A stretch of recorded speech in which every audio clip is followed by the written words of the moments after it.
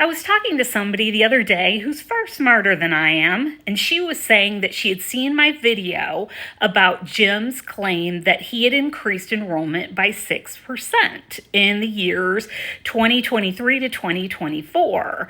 Now, not only did he claim that he had increased those numbers to 6%, he had also used that as a reason for the board to give him such a huge raise. And in fact, the board echoed that 6% enrollment figure. In my video, I broke down the fact that even though he claimed that he had increased enrollment by 6%, the average increase in enrollment in community colleges in North Carolina was about 3%.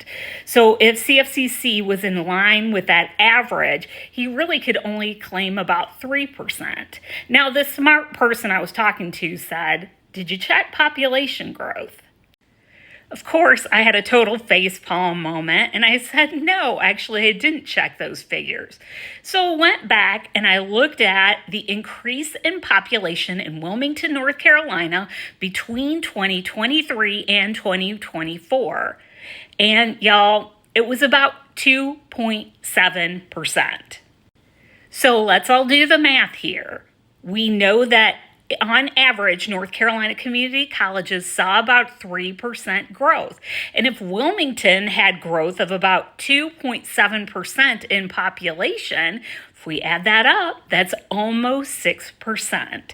So really, when we look at the influence of Jim, it's probably less than 1%.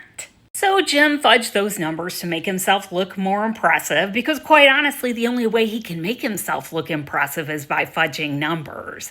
Then the board didn't bother to get off their butts and do any research whatsoever. So then they decided to give him a giant raise for this fictitious 6% growth of $43,000. That's not all. They also gave him a $25,000 bonus. And let's not forget, about half of Morton's salary comes directly from New Hanover County taxes.